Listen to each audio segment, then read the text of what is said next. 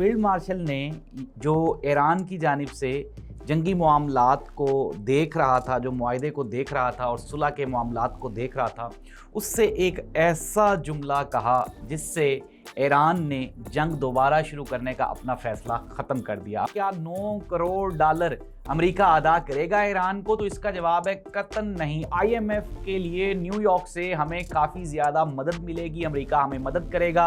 अगर आसिम मुनीर साहब इस पूरे एग्रीमेंट को ना देखते तो ये मुआहदा कतन नहीं होना था। मैं हूं जाहिद अब्बास नकवी, आप देख रहे हैं हमारा सोशल मीडिया चैनल। आपसे रिक्वेस्ट है कि मैं सब्सक्राइब करें, अपने कमेंट से ज़रूर आगाह करें। जंग दोबारा शुरू होने में महज 1 घंटा बाकी था। 1 घंटे में दोबारा जंग शुरू हो सकती थी अमेरिका और ईरान की, लेकिन फील्ड मार्शल ने जो ईरान की जानिब से जंगी मामलात को देख रहा था, जो मुआहदे को देख रहा था और सुलह के मामलात को देख रहा था, उससे एक ऐसा जुमला कहा जिससे ईरान ने जंग दोबारा शुरू करने का अपना फ़ैसला ख़त्म कर दिया। अमेरिका भी इस बात पे कायल हो गया कि अब दोबारा जंग शुरू नहीं होनी चाहिए। जनरल आसिम मुनीर ने ईरान के प्रेसिडेंट को कहा कि क़यामत के रोज़ आपने मेरी तरफ से ये गवाही देनी है कि मैंने अपनी तरफ से भरपूर कोशिश की और अगर मैं एक भी इंसानी जान बचा सका तो मुझे इसका अल्लाह सुब्हान व तआला की तरफ से अजर ज़रूर मिलना चाहिए। ये वो तारीख़ी जुमला है जो जनरल सैयद आसिम मुनीर ने ईरान के प्रेसिडेंट को कहा और उसके बाद ईरान ने अपना जो जंग दोबारा शुरू करने वाला प्लान था या फैसला था उसके ऊपर नज़रसानी की।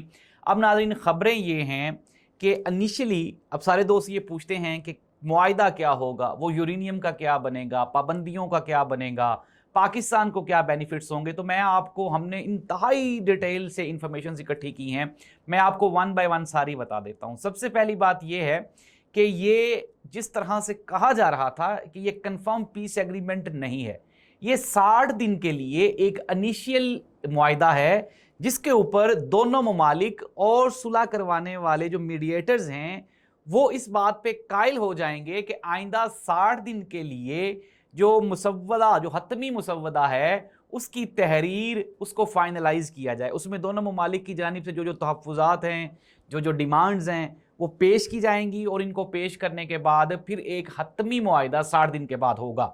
अच्छा, सबसे पहली बात यह है, कहा जा रहा है कि क्या 9 करोड़ डॉलर अमेरिका अदा करेगा ईरान को? तो इसका जवाब है कतन नहीं। अभी तक इस तरह का कोई भी मामला वो डिस्कशन में नहीं है। हाँ, अलबत्ता ईरान के ऊपर पहली स्टेज में पाबंदियां नरम करने का प्लान है और अमेरिका और दूसरे मगरबी ममालिक की जानिब से ईरान में इन्वेस्टमेंट के नए हॉराइजन्स जो हैं वो ओपन होंगे, नए दरवाजे खुलेंगे, नए बाब ओपन होंगे। इट मीन्स दैट आने वाले दिनों में ईरान के लिए वो जो आप कह सकते हैं एक कंजेस्टेड और एक जो बिल्कुल आप ये कहें कि कंट्रोल्ड ईरान था, अब वो आपको तब्दील होता हुआ दिखाई देगा और वहाँ पे मगरबी इन्वेस्टमेंट आएगी और ईरान अपना तेल आलमी मंडियों तक पहुँचाने के काबिल हो जाएगा आफ्टर 60 डेज। अब आप कहेंगे कि मैंने कहा कि पाबंदियां खत्म हो जाएंगी, पाबंदियां खत्म नहीं होंगी, नरम हो जाएंगी। और नाज़रीन, एक सवालिया निशान जो कि पाकिस्तान की हुकूमत से हर सतह पर पूछा जा रहा है वो ये है कि क्या पाकिस्तान को इसका क्या फ़ायदा होगा? क्या 250 रुपये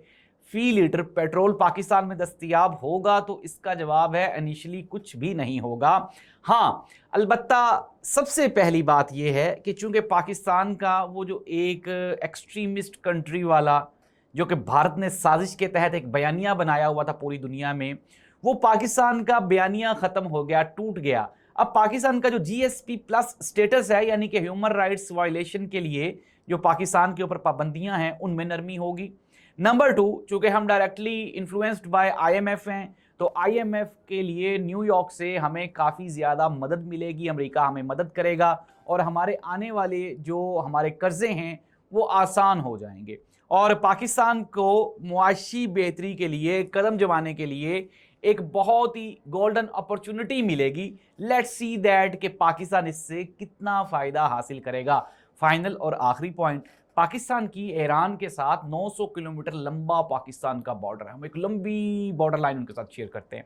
इस बॉर्डर लाइन से पाकिस्तान ना सिर्फ ईरान को मदद फ्राहम करेगा बल्कि ईरान पाकिस्तान को भी तजारत के मुख्तलिफ मौके फ्राहम करेगा। और अगर ईरानी तेल मगरबी मंडियों तक जाता है तो ये पाकिस्तान के रास्ते होते हुए मगरबी मंडियों तक पहुंचेगा, जिसका कि पाकिस्तान को बेपनाह फ़ायदा होगा। 2013 से पेंडिंग पड़ी हुई पाकिस्तान ईरान गैस पाइपलाइन का मंसूबा वो भी अब दोबारा फिर से डिस्कस होगा। इट मीन्स दैट कि मे बी ये चांसेस हैं कि वो जो गैस पाइपलाइन है वो हमारे ईरान के साथ कुछ अच्छे मरासिम कायम हो जाएं और हम इसके ऊपर दोबारा काम शुरू करके पाकिस्तान में जो एनर्जी क्राइसिस है उसके ऊपर कहीं ना कहीं किसी न किसी तरह से कंट्रोल पा सके। सवालिया निशान शहबाज शरीफ साहब का कितना किरदार रहा इस सारे के सारे केस में, तो वो फैसल वाडा, मोहसिन नकवी और जो मुख्तलिफ सिक्योरिटी ज़राए हैं वो ये बता चुके हैं। नाज़रीन, कंक्लूड कर लेते हैं, अगर आसिम मुनीर साहब इस पूरे एग्रीमेंट को ना देखते तो ये मुआहिदा कतन नहीं होना था। 99.9% credit goes to general Syed Asim Munir, field marshal. और अगर कोई 1% किसी बंदे को जाता है तो वो शहबाज शरीफ को आप दे लें। 1% नहीं, 99.9% मैंने दे दिया जनरल आसिम मुनीर साहब को। 0.01% क्रेडिट गोज़ टू शहबाज शरीफ साहब। शहबाज शरीफ साहब का किरदार कितना था कि डोनाल्ड ट्रंप के साथ हाथ किस तरह से मिलाना है, जफ्फी कैसे डालनी है और उनको बातों में कैसे लगाना है, बस ये किरदार था शहबाज शरीफ साहब का। मुसवदा तमाम तर जो है वो आसिम मुनीर साहब ने उसके ऊपर इंतहाई मेहनत की और पूरी एफर्ट्स के साथ ये जो दुनिया को एक बड़ी जंग से बचाने में कामयाब हो गए। अमेरिका की जानिब से ये डिटेल सामने आ रही हैं कि इसराइल की जानिब से ये था, उनकी डिमांड थी कि हमारे साथ मुसवदा शेयर किया जाए, लेकिन इसराइल के साथ शेयर नहीं किया गया। उनको अहम जो पॉइंट्स हैं वो ज़रूर बता दिए गए हैं। इट मीन्स दैट कि आने वाले दिनों में इसराइल के लिए बुरी खबरें हैं। अल्लाह इस मुल्क और कौम का हामी और नासिर हो। अल्लाह हाफ़िज़।